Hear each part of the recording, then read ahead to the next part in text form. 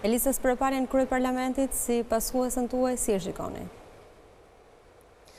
Unë kam pas respekt për Servet Plumin si drejtues i parlamentit, kam pas respekt për Namik Doklen, sigurisht Pjetar Arbnori ka qenë më fisniku nga gjithë që ka drejtu parlamentin. Më vjen keq që gjatë periudhave të fundit pa përmendur emri, domethënë nuk është mbrojt parlamentarizmi në kuptimin se parlamenti, ndryshon nga gjithë institucionet e tjera, si do japish hapësirë opozicë, që ajo të kthehet në rolin e saj të mbikëqyrjes.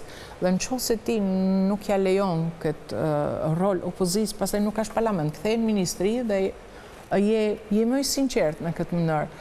Aq më tepër që gjatë kësaj periudhe kanë përjashtuar me ka 2 muaj deputet, gjëja unë mund të kem përjashtu 3-4 ditë, 10 ditë në rastin më të madh, për kur 2 muaj, sepse kjo do të thotë gati ti heqësh mandatin e tij dhe ti se ke kur këtë drejt.